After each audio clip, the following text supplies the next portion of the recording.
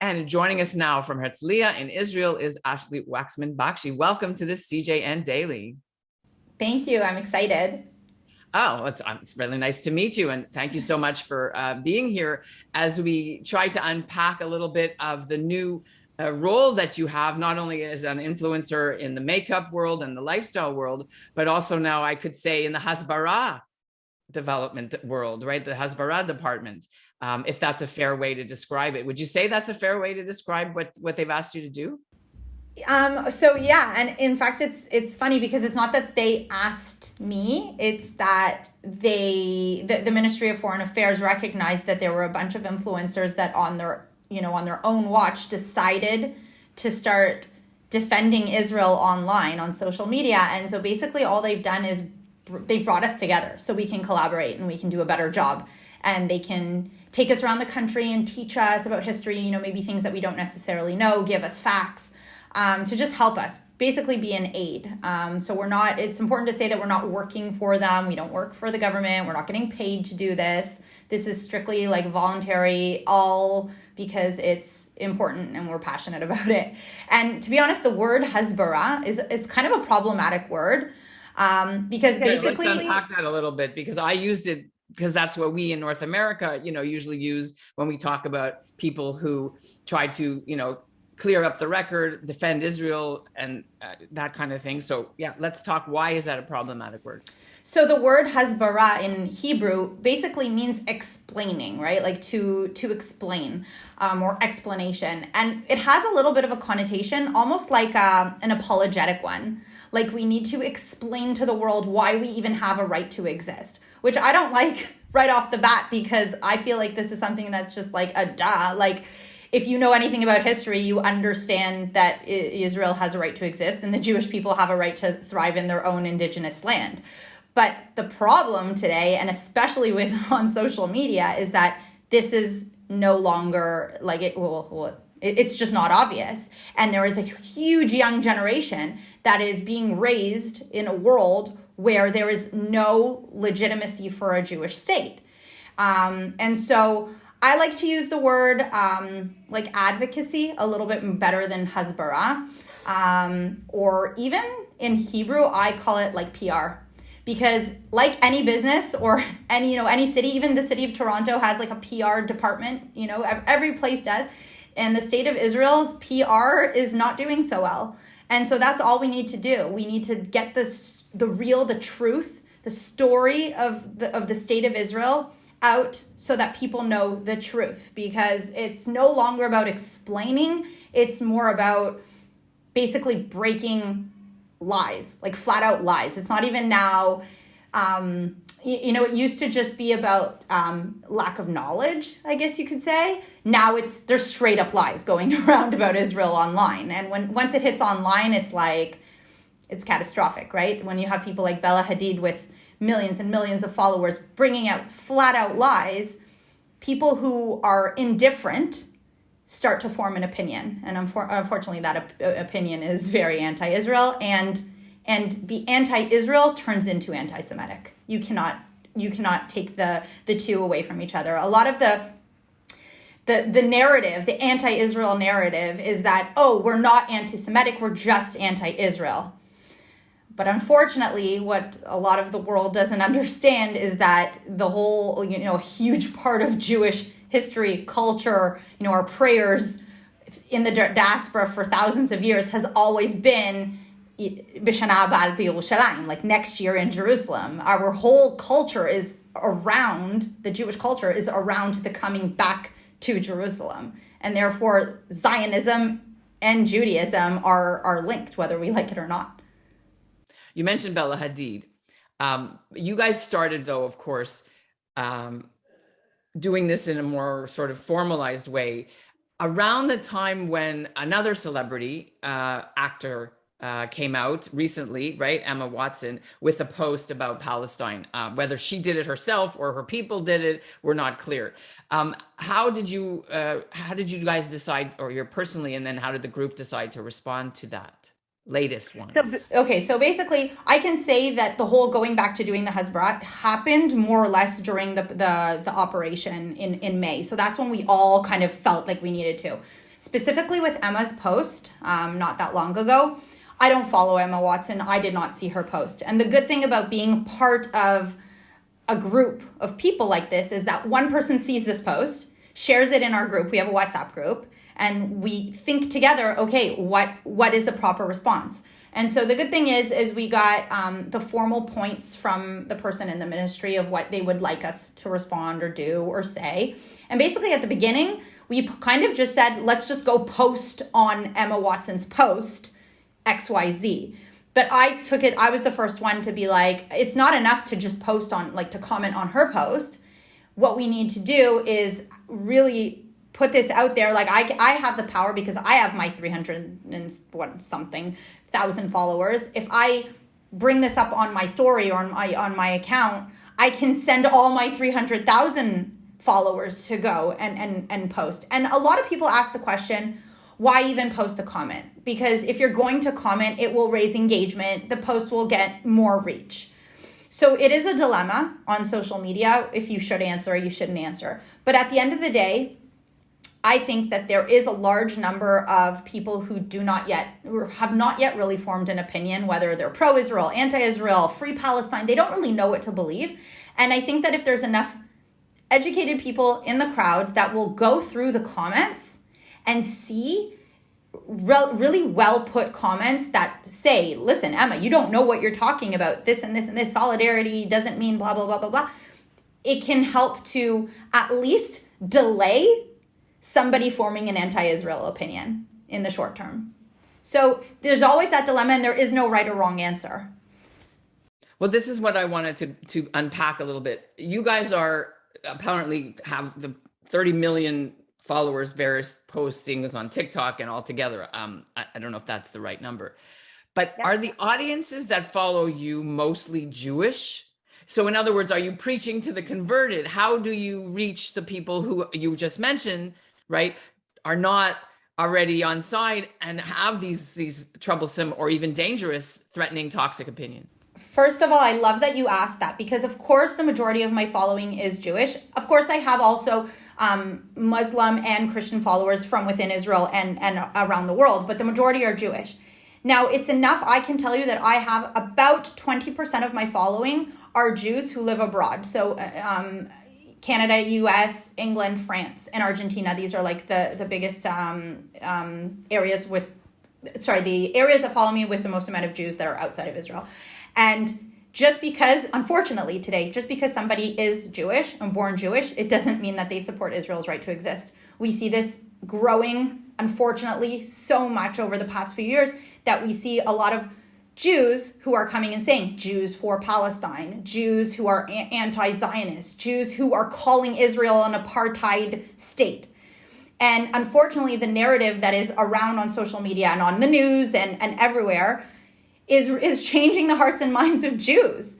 And so that's why I think not only is it important for me to still advocate towards my Jewish following and even Israelis who are, they served in the IDF and they support Israel's right to exist.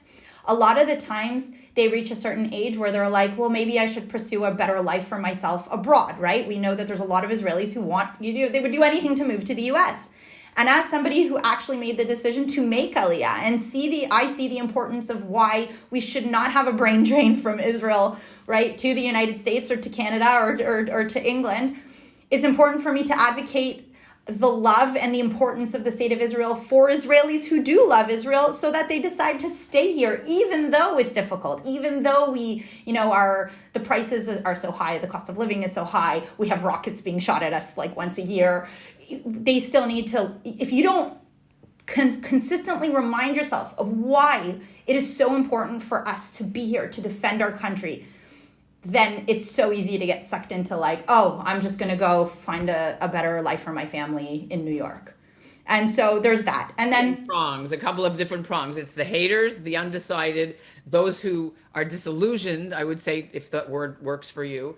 And I can also tell you from personal experience, especially when during the previous operation in May 2020, 2021, a lot of Israelis were we're seeing all the anti-Israel propaganda online and wanted to respond and didn't know what to say.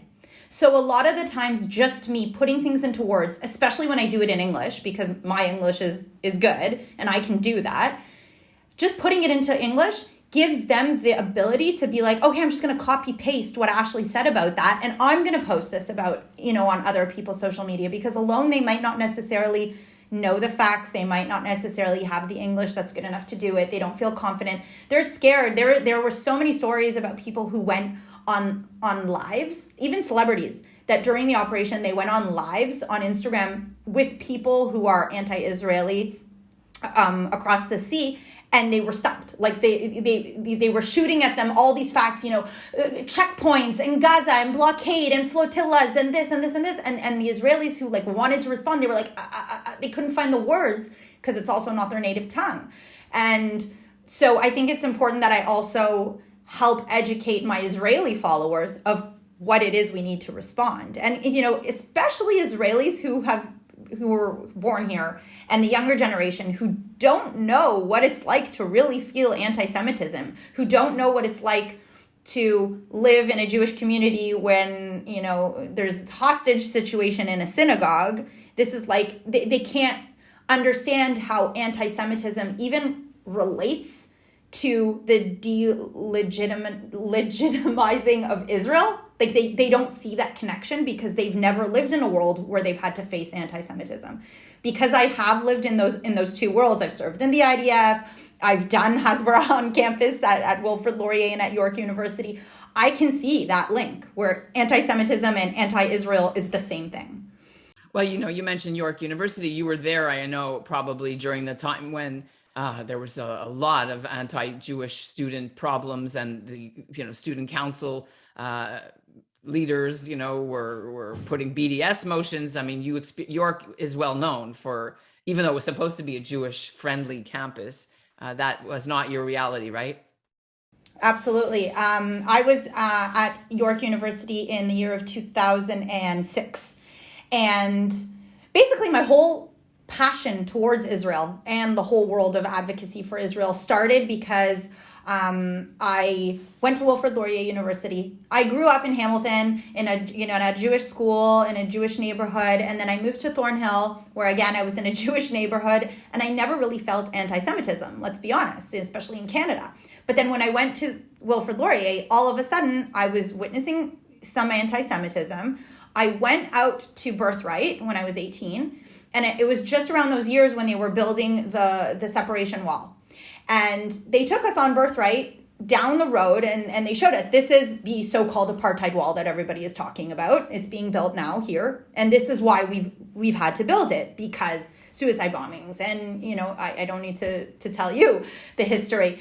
And exactly. And then when I came back to campus, and there was literally huge rallies talking about apartheid and about this wall and segregation and comparing Israel to South Africa, I was like, why is nobody on campus talking about why? The situation, the history, nobody's even talking about the terrorism. And so that's how I got into it. In York Lanes with the Palestinian rock throwing figure, right? Right in the studio. Exactly. And so I remember just thinking nobody knows any facts here, nothing. And so that's how I even got involved in it in the first place when I was back living in Canada. So I did that at Laurier. And then for my final year of university, I moved to York. And at York, things were next level, it was violent. And I remember receiving threats and being afraid to walk home alone or walk to my car after a rally because I was afraid that maybe somebody on the other side of that rally would follow me. And it's something that you cannot imagine that things like that exist in Canada when you're brought up your whole life kind of not exposed to that. And I remember thinking wow, and I think what shocked me the most is that the loudest people at these rallies were Jewish students. the ones that were making the most noise, the most pro-BDS, the most anti-Israel were actually Jewish students. The ones with like the Jewish last names, they were the ones being the most vocal and the most violent towards Israel. Wow. Well, I mean, there is room, of course, in the discussion for progressive voices, but yes, York University and other schools that have been started promising to do better, the only people they actually get to come and teach them is independent Jewish voices, which is a marginalization of the whole. Anyway, we won't talk about that now, but it's just another example of how it's a big battle. It's a big battle in diaspora communities, more so, as you well know, than in Israel. As you mentioned, you have your own problems with stabbings and murders and, of course, daily violence and rockets, but it's a different kettle of fish for diaspora Jews facing the onslaught of the deluge of hate, some of the students have called it, that they have to wade through just to go to school. You talked about death threats or threats. What is this pro-Israel advocacy doing in terms of your own safety online in Israel and, threats to you and your family? Have you had any experience, pushbacks, or problems? So I have obviously received lots of threats. The good thing is that these threats that are coming to me, I can see most of them are from like fake accounts or, people who most likely don't live in Israel. If people from Malaysia are wishing to, are telling me they're going to slit my throat in my sleep and whatever, I'm not so afraid because they're accounts from Malaysia. So they don't necessarily have access to my home. What is troubling and scary, I'm not going to lie, is that a large number of Israeli Arabs who do follow me for years, and because I am very, I really do preach for tolerance within Israel between, for all religions. For many, many years, I did have a very large following from the Arab community here in Israel and a lot of love because of that. And a lot of my Arab followers started unfollowing me or telling me that they were really disappointed in me for advocating for Israel. And it's unfortunate because I think that I live in such a polarized country that it's like you're either with us or against us. And they see it that you cannot be pro-Israel, but also in the same matter, like be pro-equal rights for all civilians, regardless of religion in Israel. And that's exactly what I am, because especially being Canadian and being brought up on these values of multiculturalism and diversity and really respecting everybody's backgrounds, religions, and whatnot, I honestly believe these things can be completely possible in Israel. And under the law, it is a very equal country. We do have Muslim soldiers who serve in the IDF in high ranks.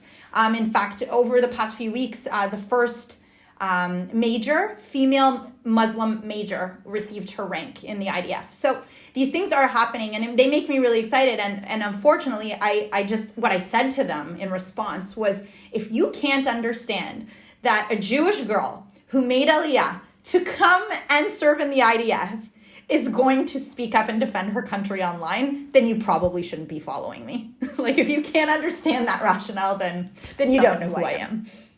So it is costing you followers, which is financial as well. So that is an issue that you're going to be willing to take on in order to do this extra role, right? Absolutely. Now, I know there are reports that, you're leaving YouTube in February. But so is that because of this extra work, or is it related and nothing to do with it? No. Just I've been on YouTube. I was the first YouTuber in Israel. I opened my YouTube channel 10 years ago. And I just think, I always make the joke, like, good politicians need to know when it's time to step down. Unfortunately, in Israel, it's not always the case. But I just feel like it's time. Like, I've been doing it for 10 years and I'm ready for new adventures.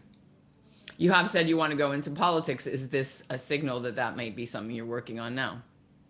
I actually don't want to go into politics. I do want to be more involved in this and like the advocacy and like the diplomatic side of things. You're definitely not going to see me like joining a political party. No, definitely not. Did your training in counterterrorism, I think you have a master's degree in military counterterrorism. Right. How has that helped you for this new kind of role of advocacy? first of all, one of the things that we learned in the degree was about like the fundraising for terrorism and the history, and I had an entire course on extreme Islamic ideologies. So I can understand better how everything has developed, and I can understand the geopolitical situation as well. Like, a lot of people don't necessarily know deep down into everything, you know, that even within the Muslim communities, there's so many different types of Islam, not to mention, you know, Shia versus Sunni, and how, you know, people, I can really understand and how Hezbollah is a proxy to Iran, and how Hamas, you know, it comes from the Muslim Brotherhood ideology. These are things that I don't think it's important to necessarily speak about in great detail, because the majority of the population, they don't really care to drill down. They just want, exactly, you just have to speak to them plain and simple. But the fact that I actually know these things and I've been taught it on an academic level gives me the confidence to go online and speak, because I know if anybody will say something they'll try to stump me, I have knowledge on the situation. And if there's anything that I don't necessarily know, obviously I will go research it. But a lot of influencers who have never dealt with this kind of information at all would just be so fearful of even stepping their, you know, putting their toe into that water, because they're afraid of, somebody says something and I don't know what to say. So it gives me the confidence. At the end of the day, I'm a beauty influencer. And it's funny when you look at it, like when you zoom out and you're like, this girl, like, all she knows is lipstick. Why is she even talking about, you know, the history of Israel? And then I can say, I'm not only that girl with the lipstick. Like, I do have a master's in counterterrorism. I've learned this. So it gives me, like, the okay to speak about it as well. Two last things. I'm sorry that we've taken so long, but it's been fascinating. You know, there are a bunch of your folks that you said in a WhatsApp group. Do you all do specifically different content in terms of, like, one person will take on, I don't know, the diaspora today, and the other one is going to do music video? Like, how do you sort of decide who's doing what? It's a long question. You know what I mean? Yeah, I understand. Absolutely. I think it's far less organized than I think you think it is. At the end of the day, we're still Israelis. So basically, our group of influencers working together, at the end of the day, really just, it's summed up by a WhatsApp group where we just kind of share information. Or if I post a video on the topic, for, like, I'll just decide, okay, I want to do this and this and this video. For example, I put up a video just a few weeks ago about an anti-Semitic room on Clubhouse that I saw. And so I put up that post, and then I just put up the link in the WhatsApp group, and I asked my friends, like, could you guys go comment and like to help this post get engagement? Could you share it with your followers and whatever? So we're basically just there to help each other out, specifically on this topic. Obviously, we've been already starting to collaborate on other topics as well, like not only for Israel advocacy, but we're a really small country. And at the end of the day, we all live within a 5-minute drive one from another. And so it's just basically, we've just been brought together as a group, but everyone does whatever they decide is right for their platform. So there's no editorial calendar, content release strategy. It's not that. No, not at all. The only thing we've kind of said that we're going to do together collectively as a group is we're going to try to show the BDS that they cannot win by making artists afraid to come perform in Israel. And we're going to collectively call for certain artists that we want to come and, like, have concerts in Israel, and to do it collectively as a group, and try through our followers to recruit the entire country to, like, be a part of it. So when is that I don't know, program coming out, or when is that, or is that already started? It hasn't started yet because nobody's going to come because of COVID. So we're going to wait, I think, until we're actually able to have concerts, and then we'll start to make noise about that. Okay. Now, the big problem in North America, as you know, started before May, but it spiked because of the hostility. And, you know, as you're well aware, in North America, you're speaking about it in February, digital warriors like yourselves to the JNF, right? They hired you or invited you, I should say.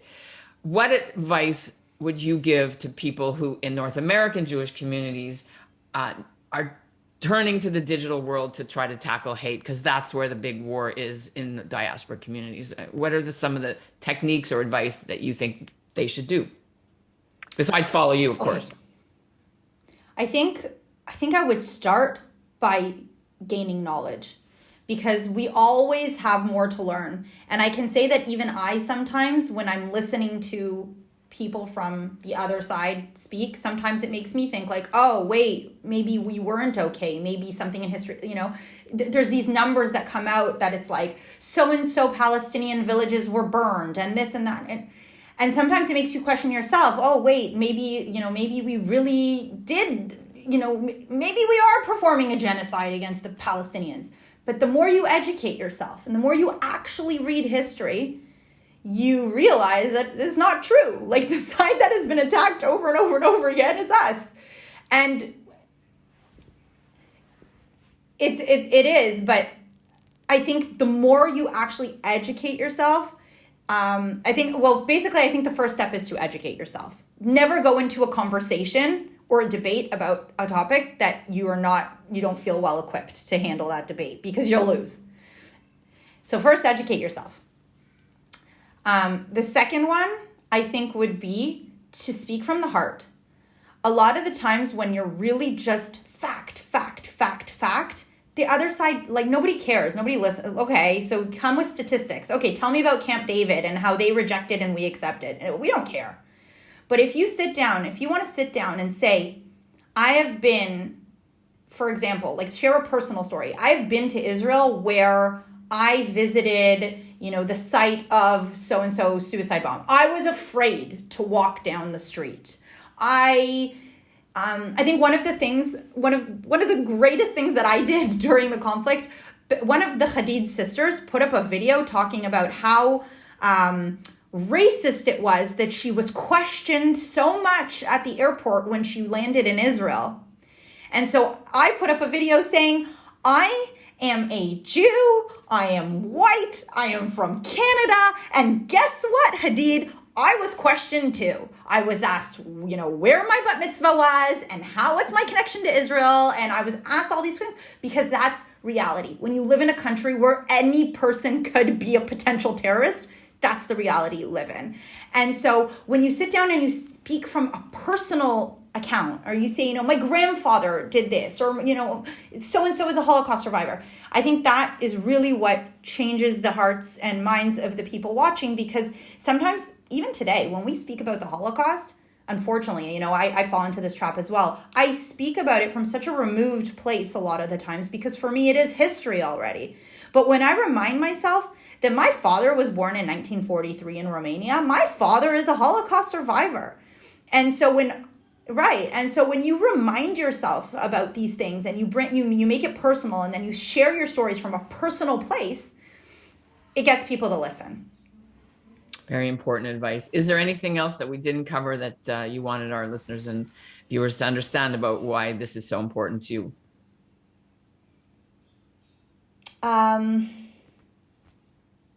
I think one of the things that I have, I've played around with my Jewish identity over the past 15 years.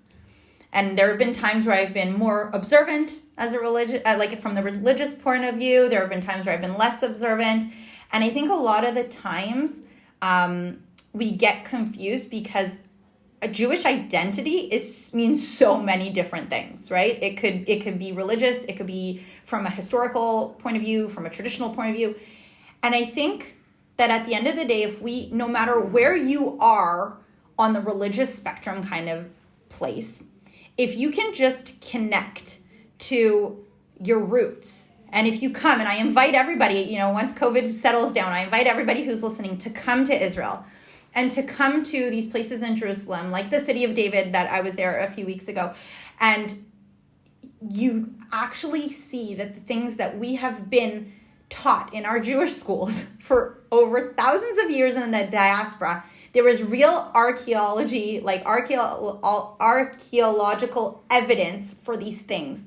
And it makes you click and makes you realize this is who I am. These are my roots. My roots are from here. There's a reason we're called Jews. It's because we're from Judea. And a lot of the times when we're so far removed from the religious side of Judaism, it's easy for us to forget that. And so I really just want to encourage any Canadians that are listening today to come to Israel. Yeah, so everyone just come, because when you see things from here, it is so different than what you think it is or how it's presented on the news. So if you haven't been here yet, please come. Great way to end the conversation. It's been great to have you here on the CJN Daily. Ashley, thanks so much. Thank you.